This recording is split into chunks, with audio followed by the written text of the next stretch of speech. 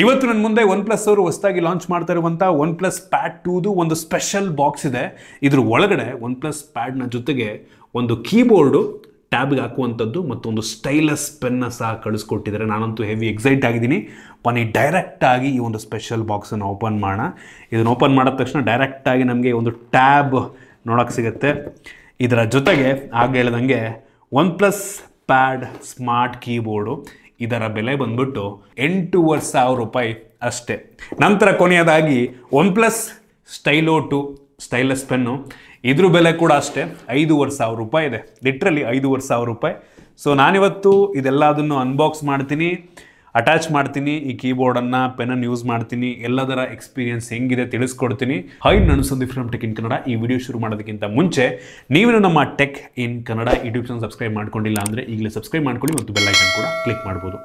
Okay, ಮೊದಲನೇದಾಗಿ ಈ ಒಂದು ಏನು ಟ್ಯಾಬ್ಲೆಟ್ ಇದೆ ಇದನ್ನು ಅನ್ಬಾಕ್ಸ್ ಮಾಡೋಣ. ಗಮನಿಸ್ತಾ ಇದ್ದೀರಾ, ಈ ಒಂದು ಟ್ಯಾಬ್ಲೆಟ್ನ ಬಾಕ್ಸ್ ನಿಮಗೆ ಈ ರೀತಿ ನೋಡೋಕ್ಕೆ ಸಿಗುತ್ತೆ.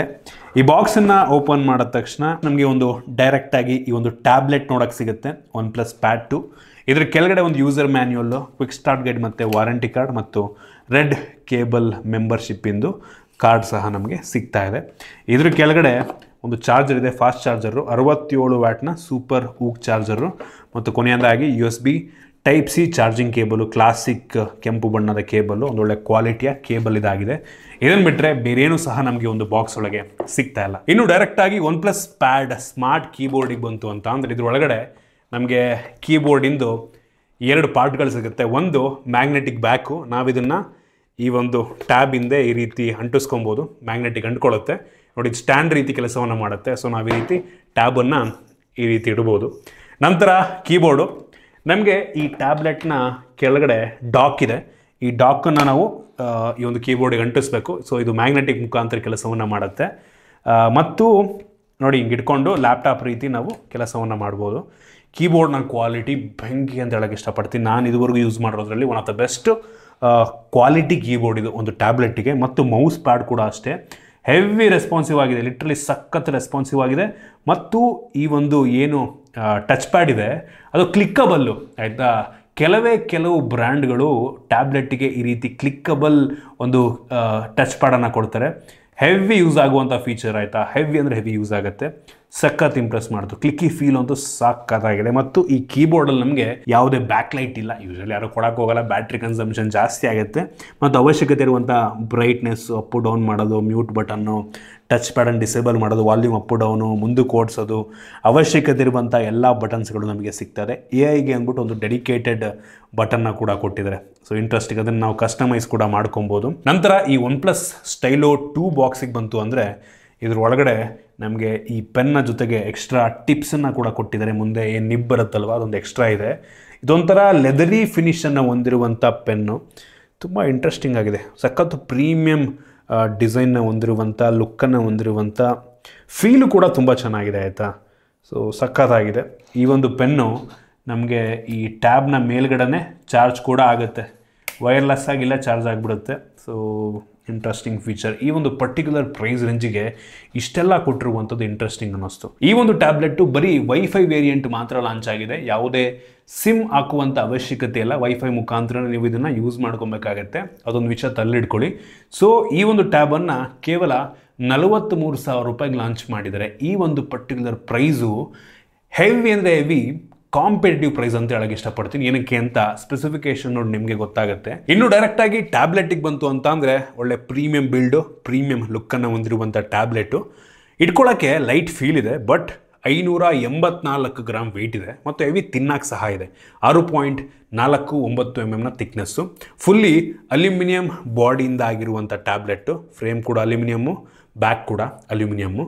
ವಾಲ್ಯೂಮ್ ರಾಕರ್ ಸಿಗ್ತಾ ಇದೆ, ಪವರ್ ಬಟನ್ ಇದೆ. ಲಿಟ್ರಲಿ ಒಂದು ಸೈಡು 4 ಸ್ಪೀಕರ್ ಗ್ರಿಲ್ಲು, ಇನ್ನೊಂದು side 4 speaker grill. USB Type-C port ಇದೆ, ಯಾವುದೇ ಹೆಡ್ಫೋನ್ ಜಾಕ್ ಇಲ್ಲ ಮತ್ತು SD ಕಾರ್ಡ್ ಸ್ಲಾಟ್ ಕೂಡ ನಮಗೆ ಸಿಗ್ತಾ ಇಲ್ಲ. ಫ್ರಂಟಲ್ಲಿ ತುಂಬ ದೊಡ್ಡ ಡಿಸ್ಪ್ಲೇ, ಬೆಸಲ್ ಸ್ವಲ್ಪ ಜಾಸ್ತಿನೇ ಇದೆ. ನಮಗೆ ಈ ಕಡೆ ಆರಿಜೆಂಟಲ್ಲಾಗಿ ಇಲ್ಲಿ ಕ್ಯಾಮ್ರಾವನ್ನು ಕೊಟ್ಟಿದ್ದಾರೆ, ಮೀಟಿಂಗಲ್ಲಿ ಅಟೆಂಡ್ ಮಾಡೋದು ತುಂಬ ಈಸಿ. ಹಿಂದಕ್ಕೆ ಬಂತು ಅಂದರೆ ಒಂದು single camera, single LED flash, ಹಿಂದ್ಗಡೆಯಿಂದನೂ ಸಹ ತುಂಬ ಚೆನ್ನಾಗಿ ಕಾಣುತ್ತೆ. ಸಖತ್ತಾಗಿ ಬಿಲ್ಡ್ ಮಾಡಿದ್ದಾರೆ ಟ್ಯಾಬ್ಲೆಟನ್ನು ಮಾತ್ರ. ಕೆಳಗಡೆ ನಿಮಗೆ ಈ ಒಂದು ಡಾಕ್, ಈ ಒಂದು ಕೀಬೋರ್ಡನ್ನು ಕನೆಕ್ಟ್ ಮಾಡ್ಕೊಳ್ಳೋದಕ್ಕೆ ಡಾಕ್ ಸಿಗ್ತಾ ಇದೆ. ಹೆವಿ ಪ್ರೀಮಿಯಂ ಬಿಲ್ಡ್ ಅಂತ ಹೇಳೋದಕ್ಕೆ ಇಷ್ಟಪಡ್ತೀನಿ. ಇನ್ನು ಡಿಸ್ಪ್ಲೇಗೆ ಬಂತು ಅಂತ ಅಂದರೆ 12.1 ಇಂಚಿನ IPS ಡಿಸ್ಪ್ಲೇ ಆಯಿತಾ. ಇದು ಕ್ವಾಡ್ HD+ ರೆಸೊಲ್ಯೂಷನ್ ಹೊಂದಿರುವಂಥ ಡಿಸ್ಪ್ಲೇ. ಅಮೋಲೆಡ್ ಡಿಸ್ಪ್ಲೇ ಕೊಟ್ಟಿದ್ರೆ ಚೆನ್ನಾಗಿರ್ತಿತ್ತು, ಬಟ್ ಬೆಲೆನೂ ಕೂಡ ಅಷ್ಟೇ ಜಾಸ್ತಿ ಆಗ್ತಾ ಇತ್ತು. ಈ ಬೆಲೆಗೆ IPS ಓಕೆ ಅಂತೀನಿ. ಹೆವಿ ಬ್ರೈಟ್ ಆಗಿ ಸಹ ಇದೆ. 900 ನಿಟ್ಸ್ನ ಪೀಕ್ ಬ್ರೈಟ್ನೆಸ್ಸು, ಬಿಸಿಲಿಗೆ ಹೋದ್ರೂ ಒಂದು ಲೆವೆಲ್ಲಿಗೆ ಬ್ರೈಟ್ ಆಗುತ್ತೆ. ಮತ್ತು ನೀವು ನಂಬಲ್ಲ, ಈ ಒಂದು ಡಿಸ್ಪ್ಲೇ 144 ಹರ್ಟ್ಸ್ನ ರಿಫ್ರೆಶ್ ರೇಟನ್ನು ಹೊಂದಿರುವಂಥ ಡಿಸ್ಪ್ಲೇ. ಗೇಮರ್ಸ್ಗಳಿಗೆ ಹೆವಿ ಯೂಸ್ ಆಗುತ್ತೆ. ಅವಶ್ಯಕತೆ ಇರೋ ಟೈಮಲ್ಲಿ 120 ಹರ್ಟ್ಸು, 90 ಹರ್ಟ್ಸು, 60 ಹರ್ಟ್ಸು, ಈವನ್ 30 ಹರ್ಟ್ಸ್ಗೂ ಸಹ ಇದು ರಿಫ್ರೆಶ್ ರೇಟನ್ನು ಚೇಂಜ್ ಮಾಡಿಕೊಳ್ಳುತ್ತೆ. ಒಂದು ಒಳ್ಳೆ ವಿಷಯ. ಸೊ ಇದು 3K ಡಿಸ್ಪ್ಲೇ ಆಗಿರೋದ್ರಿಂದ ಪಿಕ್ಸೆಲ್ ಡೆನ್ಸಿಟಿ ಒಂದು ಲೆವೆಲಿಗೆ ಚೆನ್ನಾಗೇ ಇದೆ ಆಯಿತಾ. ಒಂದು ಒಳ್ಳೆ ಡಿಸ್ಪ್ಲೇ ಅಂತ ಹೇಳಕ್ಕೆ ಇಷ್ಟಪಡ್ತೀನಿ. ಈ ಒಂದು ಟ್ಯಾಬ್ಲೆಟ್ ಸದ್ಯಕ್ಕೆ 2 ವೇರಿಯಂಟಲ್ಲಿ ಲಾಂಚ್ ಆಗ್ತಾ ಇದೆ. 8 GB RAM, 128 GB storage, 12 GB RAM, 256 GB storage. ಇದರಲ್ಲಿರುವಂಥ ರ್ಯಾಮ್ ಟೈಪ್ ಬಂದ್ಬಿಟ್ಟು LPDDR5X ರ್ಯಾಮು ಮತ್ತು ಸ್ಟೋರೇಜ್ ಟೈಪ್ ಬಂದ್ಬಿಟ್ಟು UFS 3.1 ಸ್ಟೋರೇಜು. ಈ ಬೆಲೆಗೆ ಆಲ್ಮೋಸ್ಟ್ ಎಲ್ಲೂ ಕಾಂಪ್ರಮೈಸ್ ಆಗಿಲ್ಲ ಅಂತೀನಿ. UFS 4.0 ಕೊಟ್ಟಿದ್ರೆ ಚೆನ್ನಾಗಿರ್ತಾ ಇತ್ತು. ಇದು ಕೇವಲ ವೈಫೈ ವೇರಿಯಂಟ್ ಮಾತ್ರ ಲಾಂಚ್ ಆಗಿದೆ. ನೀವು ಸಿಮ್ ಹಾಕೋದಕ್ಕಾಗಲ್ಲ ಈ ಒಂದು ಟ್ಯಾಬ್ಲೆಟ್ಟಿಗೆ. ನಿಮ್ಮ ಮನೇಲಿ ವೈಫೈ ಇದ್ದರೆ ಯೂಸ್ ಮಾಡ್ಬೋದು, ಇಲ್ಲ ನಿಮ್ಮ ಫೋನಿಂದ ಹಾಟ್ಸ್ಪಾಟನ್ನು ಆನ್ ಮಾಡ್ಕೊಂಡು ಕನೆಕ್ಟ್ ಮಾಡ್ಕೊಂಡು ಯೂಸ್ ಮಾಡಬೇಕಾಗತ್ತೆ. ಸೊ ಈ ವಿಷಯನ ನೀವು ತಲೆಯಲ್ಲಿ ಇಟ್ಕೊಳ್ಳಿ ಆಯಿತಾ. ಇನ್ನು ಪ್ರೊಸೆಸರಿಗೆ ಬಂತು ಅಂತ ಅಂದರೆ ಯಾವುದೇ ಕಾಂಪ್ರಮೈಸ್ ಈ ಒಂದು ಟ್ಯಾಬಲ್ ಆಗಿಲ್ಲ. ಲಿಟ್ರಲಿ ಸ್ನ್ಯಾಪ್ಡ್ರ್ಯಾಗನ್ 8 Gen 3 ಪ್ರೋಸೆಸರ್ ಇದೆ. ಹೆವಿ ಪವರ್ಫುಲ್ ಆಗಿರುವಂಥ ಪ್ರೋಸೆಸರ್, ಫ್ಲ್ಯಾಗ್ಶಿಪ್ ಲೆವೆಲ್ನ ಪ್ರೋಸೆಸರ್. ಈ ಒಂದು ಪ್ರೈಸ್ ರೇಂಜಿಗೆ ಆಯಿತಾ, 43,000 ರೂಪಾಯಿಗೆ ಈ ಪ್ರೋಸೆಸರ್ ಬೆಂಕಿ ಅಂತ ಹೇಳಕ್ಕೆ ಇಷ್ಟಪಡ್ತೀನಿ. ನಾವು ಅಂಥದ್ದು ಬೆಂಚ್ ಮಾರ್ಕನ್ನು ಚೆಕ್ ಮಾಡೋದಾಗೆ ಸುಮಾರು 15,33,000 ರೇಟಿಂಗನ್ನು ಕೊಡ್ತಾ ಇದೆ. ಟಾಪ್ ನಾಚ್ ಅಂತೀನಿ. ನಾವು ಈ ಬೆಂಚ್ ಮಾರ್ಕನ್ನು ಹಾಕೋ ಟೈಮಲ್ಲಿ ಬ್ಯಾಟ್ರಿ ಡ್ರೈನು ಮತ್ತು ಟೆಂಪ್ರೇಚರ್ ವೇರಿಯೇಷನ್ನ ಕೂಡ ಚೆಕ್ ಮಾಡೋದು ನಮಗೆಲ್ಲ ತುಂಬ ನಾರ್ಮಲ್ ಅನ್ನಿಸ್ತು. ಈ ಟ್ಯಾಬ್ ಅಷ್ಟೊಂದು ಹೀಟ್ ಆಗುತ್ತೆ ಅಂತ ಅನ್ನಿಸ್ಲಿಲ್ಲ. ತುಂಬ ವೈಡ್ ಆಗಿರೋದ್ರಿಂದ ಹೀಟ್ ಡೆಸಿಪೇಷನ್ ತುಂಬ ಚೆನ್ನಾಗಾಗುತ್ತೆ. ಮತ್ತು ಬ್ಯಾಟ್ರಿ ಡ್ರೈನ್ ಇಷ್ಟು ದೊಡ್ಡ ಡಿಸ್ಪ್ಲೇ ಇರೋದ್ರೆ ಆಬ್ವಿಯಸ್ಲಿ ಸ್ವಲ್ಪ ಜಾಸ್ತಿನೇ ಆಗುತ್ತೆ. ಓಕೆ ಅಂತೀನಿ, ತುಂಬ ನಾರ್ಮಲ್ ಅಂತ ಅನ್ನಿಸ್ತು. ಗೇಮಿಂಗ್ ಟೆಸ್ಟನ್ನು ಸಹ ಮಾಡಿದ್ವು. BGMIನಲ್ಲಿ ಎಕ್ಸ್ಟ್ರೀಮ್ ಪ್ಲಸ್ ತನಕ ಹೋಗುತ್ತೆ. 90 FPS ಗೇಮ್ ಪ್ಲೇ ಸಿಗುತ್ತೆ ನಮಗೆ BGMIನಲ್ಲಿ. So smooth extreme plus option ಇದೆ ಮತ್ತು ಅಲ್ಟ್ರಾ HDR ಆಪ್ಷನ್ ಸಹ ಇದೆ. ಅದರಲ್ಲಿ ಅಪ್ ಟು ಅಲ್ಟ್ರಾ ತನಕ ಹೋಗುತ್ತೆ. ಇದರಲ್ಲಿ ಹೈಪರ್ ಬೂಸ್ಟ್ ಅನ್ನೋ ಒಂದು ಗೇಮಿಂಗ್ ಫೀಚರ್ನ ಕೊಟ್ಟಿದ್ದಾರೆ. ಸೊ ಪವರ್ ಕನ್ಸಂಪ್ಷನ್ನು, ಫ್ರೇಮ್ ರೇಟ್ ಎಲ್ಲ ತುಂಬ ಸ್ಟೇಬಲ್ ಮಾಡುತ್ತಂತೆ. ಈ ಒಂದೇನೋ ಆಲ್ಗರಿದಮ್ ಏನೋ ಒಂದು ರೀತಿ ಇಂಟಿಗ್ರೇಟ್ ಮಾಡಿದರೆ ಇದರೊಳಗಡೆ. ಮತ್ತು ಹೈಪರ್ ರೆಂಡರಿಂಗ್ ಅಂತ ಪಿಕ್ಚರ್ ಕ್ವಾಲಿಟಿಯನ್ನು ಏನೋ ಇಂಪ್ರೂವ್ ಮಾಡುತ್ತಂತೆ ಆಯಿತಾ. ಸೊ ಈ ರೀತಿ ಕೆಲವೊಂದು ಏನೋ AI ಏನೋ ಇಂಟಿಗ್ರೇಟ್ ಮಾಡಿದ್ದಾರೆ ಒಟ್ಟಿಗೆ. ಇನ್ನು ಈ ಒಂದು ಟ್ಯಾಬಲ್ಲಿ ನಮಗೆ ಯಾವುದೇ ಒಂದು ಫಿಂಗರ್ ಪ್ರಿಂಟ್ ಸೆನ್ಸಾರ್ ಇಲ್ಲ ಆಯಿತಾ. ಬರೀ ಫೇಸ್ ಅನ್ಲಾಕ್ ಸಿಗುತ್ತೆ. ಯಾವುದೇ ಫಿಂಗರ್ ಪ್ರಿಂಟ್ ಸೆನ್ಸಾರ್ ಸೈಡಲ್ಲಾದರೂ ಕೊಡ್ಬೋದಾಗಿತ್ತು, ಬಟ್ ಏನು ಸಹ ಇವರು ಕೊಟ್ಟಿಲ್ಲ. ಇನ್ನು ಕ್ಯಾಮ್ರಾಗೆ ಬಂತು ಅಂತ ಅಂದರೆ ಫಸ್ಟ್ ಆಫ್ ಆಲ್ ಯಾರು ಕೂಡ ಈ ಒಂದು ಟ್ಯಾಬನ್ನು ಕ್ಯಾಮ್ರಾಗೋಸ್ಕರ ಯೂಸ್ ಮಾಡಲ್ಲ ಆಯಿತಾ. ಯಾರೋ ಒಂದು ಕ್ರೌಡಲ್ಲಿ ಏನೋ ನಡೀತಾ ಇದೆ ಅಂದ್ಬಿಟ್ಟು ಹಿಂಗೆ ಯಾರೋ ಈ ಟ್ಯಾಬನ್ನು ಹಿಂಗೆ ಇಟ್ಕೊಂಡು ಯಾರೋ ಫೋಟೋ ತೆಗೆಯೋಕೆ ಹೋಗ್ತಾರಾ? ಇಲ್ಲ. ಯಾವಾಗ ಯೂಸ್ ಮಾಡ್ತೀವಿ? ಒಂದು ಮೀಟಿಂಗ್ ಅಟೆಂಡ್ ಮಾಡೋದಕ್ಕೆ, ಎಮರ್ಜೆನ್ಸಿಗೆ ಏನೋ ಒಂದು ಫೋಟೋ ಕಳಿಸ್ಬೇಕು, ಆ ಟೈಮಲ್ಲಿ ಯೂಸ್ ಮಾಡ್ತೀವಿ ಹೊರತು ಇದರಲ್ಲಿ ಯಾರು ಫೋಟೋಗ್ರಫಿಯನ್ನು ಮಾಡೋದಕ್ಕೆ ಹೋಗಲ್ಲ. ಸೊ ಆ ಕಾರಣದಿಂದ ರೇರಲ್ಲಿ ನಮಗೆ 13 MP ಒಂದು ಕ್ಯಾಮ್ರಾ ಕೊಟ್ಟಿದ್ರೆ ಕ್ವಾಲಿಟಿ ಓಕೆ ಅಷ್ಟಕ್ಕಷ್ಟೇ, ಅಂತ ಏನು ಇಂಪ್ರೆಸಿವ್ ಅಂತ ಅನ್ನಲಿಲ್ಲ.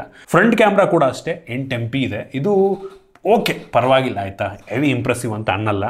ಮತ್ತು rear camera 4K 30 FPS video record ಮಾಡುತ್ತೆ. ಯಪ್ಪ, ಈ ಟ್ಯಾಬಲ್ಲು 4K ವಿಡಿಯೋ ಕ್ಯಾಮ್ರಾ ಕೊಟ್ಬಿಟ್ಟಿದ್ದಾರೆ. ಫ್ರಂಟ್ ಕ್ಯಾಮ್ರಾ ಬರೀ full HD 30 FPS video record ಮಾಡುತ್ತೆ.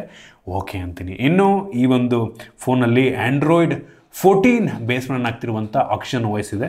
ಪರವಾಗಿಲ್ಲ, OS ಚೆನ್ನಾಗಿದೆ, ಸ್ಮೂತಾಗಿದೆ. ಆಬ್ವಿಯಸ್ಲಿ ಹೆವಿ ಪವರ್ಫುಲ್ ಆಗಿರುವಂಥ ಪ್ರೋಸೆಸರು, ರ್ಯಾಮು, ಸ್ಟೋರೇಜ್ ಚೆನ್ನಾಗಿದೆ, ಸ್ಮೂತಾಗಿ ಆಪ್ಟಿಮೈಸ್ ಆಗಿರುತ್ತೆ. ಎಲ್ಲೂ ಕೂಡ ಲ್ಯಾಗಿ ಫೀಲ್ ಆಗಲ್ಲ. ಒಂದೊಳ್ಳೆ ಎಕ್ಸ್ಪೀರಿಯನ್ಸ್ ಅಂತೀನಿ. ಒಂದೊಳ್ಳೆ ಹೆವಿ ಪವರ್ಫುಲ್ ಆಗಿರುವಂಥ ಟ್ಯಾಬ್ ಅಂತ ಹೇಳೋಕ್ಕೆ ಇಷ್ಟಪಡ್ತೀನಿ.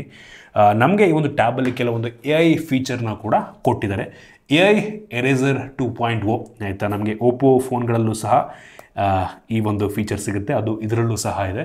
ಸೊ ಇದರಲ್ಲಿ ನೀವು ಲಿಟ್ರಲಿ ಬ್ಯಾಕ್ಗ್ರೌಂಡಲ್ಲಿ ಯಾರು ಅನ್ವಾಂಟೆಡ್ ಜನಗಳಿದ್ರೆ ರಿಮೂವ್ ಮಾಡಿ ಬಿಸಾಕ್ಬೋದು. ಜನಗಳನ್ನು ರಿಮೂವ್ ಮಾಡಿ ಬಿಸಾಕ್ಬೋದು. ಸೊ ಈ ಎಲ್ಲ ಫೀಚರ್ಗಳು ಸಿಗ್ತಾ ಇದೆ.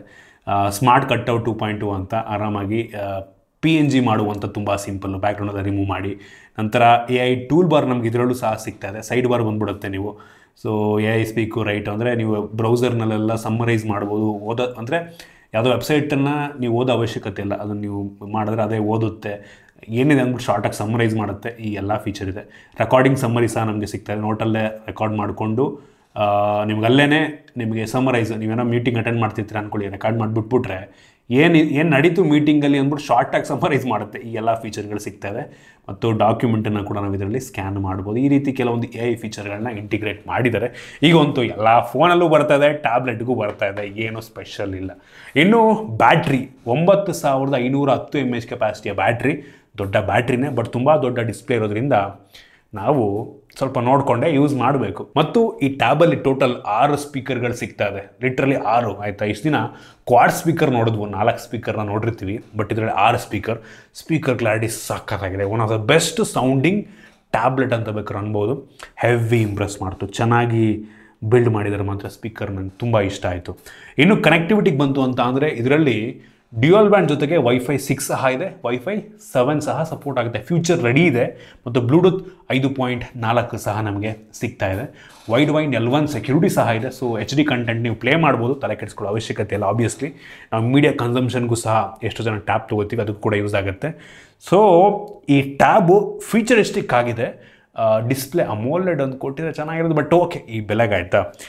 ನಾನಂತೀನಿ ನೋಡ್ರಪ್ಪ, ನಿಮ್ಮ ಹತ್ರ ಯಾವ್ದಾದ್ರು ಒಂದು ಬೇಸಿಕ್ ಫೋನ್ ಇದೆ ಅಂದರೆ, ಜಸ್ಟ್ ಹೇಳ್ತಾ ಇರೋದು ನಿಮ್ಮಿಷ್ಟ, ಒಂದು ಬೇಸಿಕ್ ಫೋನ್ ಇಟ್ಕೊಂಡ್ಬಿಟ್ಟು ಈ ರೀತಿ ಒಂದು ಟ್ಯಾಬ್ ಇಟ್ಕೊಂಡ್ಬಿಟ್ರೆ ಎಕ್ಸ್ಪೀರಿಯನ್ಸ್ ನೆಕ್ಸ್ಟ್ ಲೆವೆಲ್ ಅಲ್ವಾ. ಒಂದು ಫೋನು ಇರುತ್ತೆ, ಈ ಕಡೆ ಮೀಡಿಯಾ ಕನ್ಸಂಪ್ಷನಿಗೆ ದೊಡ್ಡ ಡಿಸ್ಪ್ಲೇ ಕೂಡ ಸಿಗುತ್ತೆ ಆಯಿತಾ. ಇದರಲ್ಲಿ ಹೌದು ಸಿಮ್ ಹಾಕೋದಕ್ಕಾಗಲ್ಲ, ಬಟ್ ನಿಮ್ಮ ಫೋನಿಂದ ಹಾಟ್ಸ್ಪಾಟ್ ಕನೆಕ್ಟ್ ಮಾಡ್ಕೊಂಡು ಯೂಸ್ ಮಾಡ್ಬೋದಲ್ಲ. ಸೊ ಈ ರೀತಿ ಯೋಚನೆ ಮಾಡ್ಕೊಂಡು ತೊಗೊಳ್ಳೋರು ನಂಗೆ ಅನ್ನಿಸ್ತಂಗೆ ಇದನ್ನೊಂದು ಆಪ್ಷನ್ನಾಗಿ ಇಟ್ಕೊಬೋದು.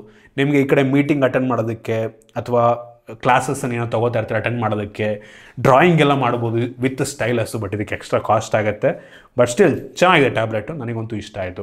ನಿಮ್ಗೆ ಇದ್ರ ಬಗ್ಗೆ ಏನು ಅನ್ನಿಸ್ತು ಕಾಮೆಂಟ್ ಮಾಡಿ. ಇಷ್ಟ ಆಗಿದ್ದರೆ ಲೈಕ್ ಮಾಡಿ, ಶೇರ್ ಮಾಡಿ. ಇದೇ ರೀತಿ ನಮ್ಮ ಬೇರೆ ವಿಡಿಯೋಗಳಿಗೆ ನಮ್ಮ tech in Kannada YouTube channel subscribe ಮಾಡ್ಕೊಂಡಿಲ್ಲ ಅಂದರೆ ಈಗಲೇ ಸಬ್ಸ್ಕ್ರೈಬ್ ಮಾಡ್ಕೊಳ್ಳಿ, ಮತ್ತು ಬೆಲ್ ಐಕನ್ ಕೂಡ ಕ್ಲಿಕ್ ಮಾಡ್ಬೋದು. ಸಿಗೋಣ ಮುಂದಿನ ವೀಡಿಯೋದಲ್ಲಿ.